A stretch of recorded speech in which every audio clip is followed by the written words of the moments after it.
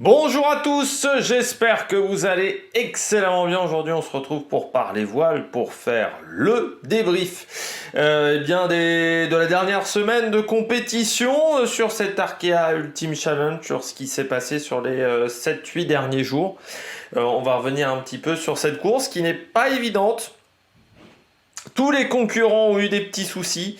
Mais certains s'en sont mieux sortis que d'autres. N'hésitez pas à vous abonner à la chaîne, à réagir dans les commentaires, à mettre un pouce bleu, à partager la vidéo sur les réseaux sociaux, notamment auprès de vos proches si vous pensez que ça peut les intéresser.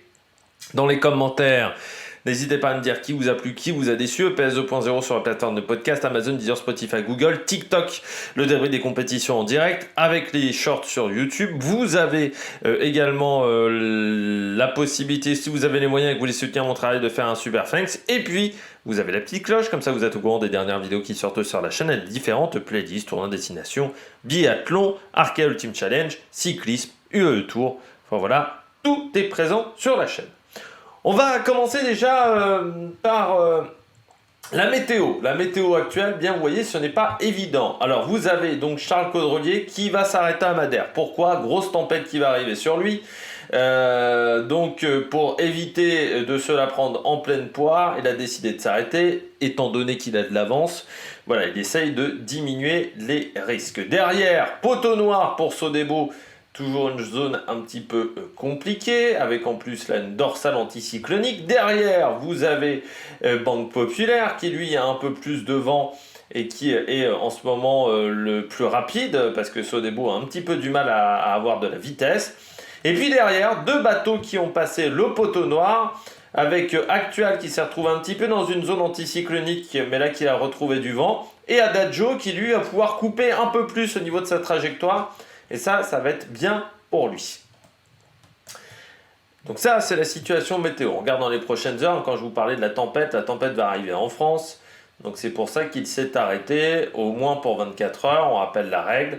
Donc aucun concurrent n'aura fait une course, on va dire, sans escale sur cet Arkea Ultimate Challenge. C'est peut-être la petite déception qu'on pourra avoir. Mais du côté de Gitana, on n'a pas pris le risque. Et pourquoi on n'a pas pris le risque du côté de Gitana?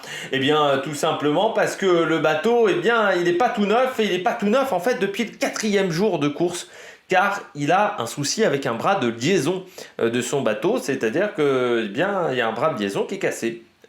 Sur son bateau, c'est-à-dire que le bras de liaison, ce qui relie les flotteurs à la coque centrale, il y en a un qui est dans un sale état. Alors il l'a solidifié avec des sangles, mais c'est-à-dire que pour prendre des tempêtes, c'est un petit peu difficile quand même. Alors pour tout vous dire quand même, malgré cette avarie-là, qu'on pourrait considérer comme une avarie majeure, faire un tour du monde avec cette avarie-là, c'est quand même sacrément fort, et surtout à ces cadences-là. Parce que ça a été rapide.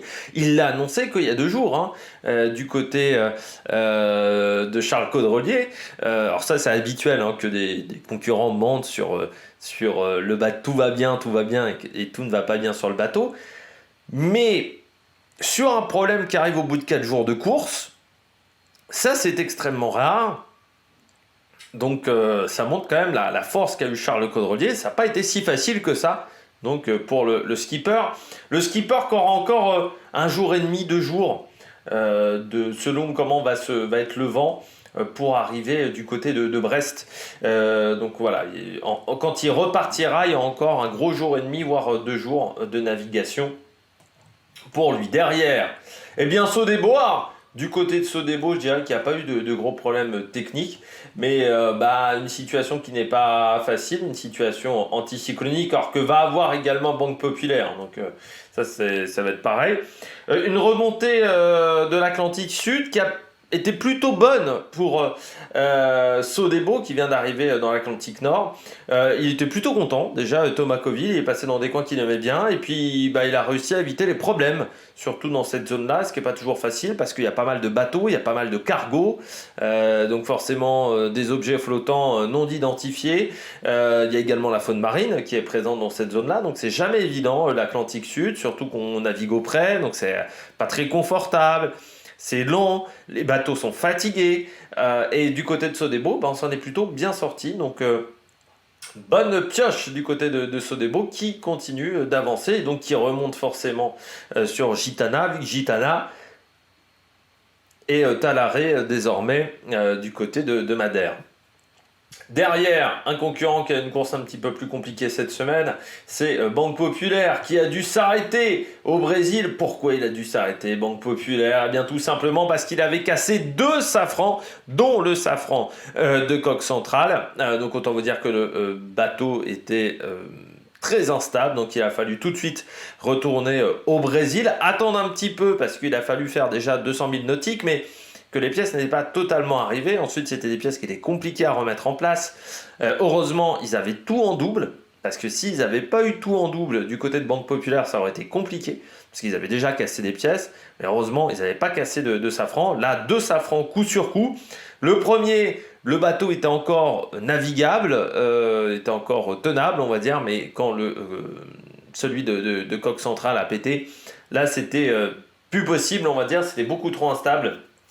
Quand le deuxième safran a cassé, donc il a fallu réparer du côté de Maxic Banque Populaire. Donc encore 24 heures d'arrêt. Le Brésil lui aura pas porté chance en passant à Banque Populaire qui a dû s'arrêter 2 fois au Brésil pour repartir ensuite. Donc sur un bon rythme, hein. C'est le bateau qui est quasiment le plus rapide. C'est le deuxième le plus rapide. Parce que en fait, là où ça va vite, c'est derrière. Alors on a un bateau qui commence à être un petit peu inquiet, c'est Actual, parce que Actual, déjà il a eu une situation météo qui n'était pas si évidente que ça, notamment à la sortie du poteau noir, mais même à l'approche du poteau noir. Et surtout parce que là il y a une bagarre, il voit revenir sur lui à la vitesse de la lumière Adagio. Et oui, 576 000 de parcourus par Adagio dans les 24 dernières heures, il vient de passer le poteau noir. Adagio, mais surtout, Adagio a fait la traversée du Pacifique le plus rapide. Il a mis 1 heure de moins que Charles Caudrelier. C'est pour dire quand même la performance sur un bateau beaucoup plus âgé. Ça veut dire aujourd'hui aussi que les bateaux volants n'ont pas volé dans le Pacifique. C'est-à-dire qu'on pensait qu'avec les feuilles, les bateaux, ces trimarans allaient voler et allaient pouvoir être bien plus rapides que Adagio. Et bien dans le Pacifique, ça n'a pas marché. Et ça va être intéressant ce tour du monde, le retour de ce tour du monde, parce que, eh bien, on va pouvoir étudier ce qui a marché sur les bateaux, ce qui n'a pas marché sur les bateaux, et ce qu'il faut peut-être modifier pour que ces bateaux soient plus rapides. Parce que ça soit Gitana, et encore Gitana a été le plus rapide sur le Pacifique, donc c'est-à-dire qu'il a mis vraiment une peignée à Sodebo et Banque Populaire. Pourtant Banque Populaire qui semblait ultra rapide sur la dernière transat en double dans tous les passages vent portant, et bien ça n'a pas aussi bien marché. Alors il a été aussi aidé par un front chaud qui l'a poussé quasiment tout de long, c'est-à-dire qu'il n'a pas changé de système météo, il est resté dans le même système météo pendant tout le Pacifique, mais quand même, super performance d'Adagio d'Éric Perron, et il faut vraiment le notifier avec cette énorme vitesse, et donc il aura le record de la course sur la période Pacifique, donc Cap Lewin versus Cap Horn, et bien c'est lui qui a été le plus rapide de la course, et ça, il faut le célébrer et le saluer parce que ça a quand même été un projet pas simple à mettre en place. C'est le projet qui a le moins d'argent. Je rappelle, c'est un bateau en location. Adagio, c'est l'ancien bateau de Sodebo de Thomas Coville, qui était l'ancien Actual, qui est devenu donc ce Adagio. Donc sacrée performance d'Éric Perron et ça montre que voilà, techniquement les bateaux volants, autant ils volent très bien dans l'Atlantique Nord, autant ils ont volé dans l'Atlantique Sud. Mais dans l'Indien et dans le Pacifique, eh bien, ça n'a pas marché aussi bien que prévu. Ça sera à prendre en compte peut-être pour la conception du futur Gitana, parce que normalement, Gitana, c'est sa dernière course à Charles Caudrelier. Normalement, ils vont vendre le bateau pour refaire un nouveau bateau tout neuf. Donc la situation d'Éric Perron est plutôt pas mal. On regarde la vitesse sur les 24 dernières heures. Donc c'est Adagio qui est en tête avec quand même une vitesse de 24 nœuds et 576 000 de parcourus. On a ensuite donc Banque Populaire qui a fait 511 000, puis Actual Ultime 3 qui a fait 345 000. Enfin, Sodebo 3 et Maxi Edmond Rothschild 271 000 et 266 000. Donc on voit que la situation de météo pour Sodebo elle n'est pas exceptionnelle, mais on s'aperçoit quand même que ce Sodebo, il a du mal à être rapide. Hein. Il a toujours été en retrait par rapport aux performances de Banque Populaire, par rapport aux performances de Maxi Edmond Rothschild, par rapport aux performances également d'SVR Lazartigue en début de course. Ça a été compliqué pour trouver du rythme, parce que malgré le fait qu'il ait un arrêt d'écart, eh bien, il n'y a que 800 000 d'écart entre Sodebo et Banque Populaire. Banque Populaire a fait plus d'arrêts que Sodebo, et surtout l'écart par rapport à Charles Caudrelier est énorme. alors que le bateau est plus récent. Et on sent que c'est un bateau qui n'est pas très polyvalent. Le grand mât devait aider dans la polyvalence. Alors peut-être aussi qu'il y a encore des soucis techniques sur le bateau Sodebo, mais il n'a jamais été hyper rapide. Donc pour l'instant la situation, vous avez Edmond Rothschild qui est à l'arrêt à Madère. Vous avez Sodebo qui vient de passer dans l'Atlantique Nord. Vous avez Banque Populaire qui essaye de cravacher. Et puis le match pour la 4e place entre Actual et Adagio. Je rappelle en plus que ça va être un sacré match parce que Actual n'a plus de foil. Et oui, il faut le rappeler. Donc il vole beaucoup moins bien, le bateau Actual. Eh bien on verra ça. Je pense qu'il y aura encore 2 vidéos. On fera une vidéo quand Charles Caudrelier va arriver. Puis on fera également une autre vidéo à la fin quand tout le monde aura fini sa course. Voilà, du côté et on fera un petit bilan de cette course, de cette Actual Ultimate Challenge. Je pense qu'il restera voilà, encore 2 vidéos.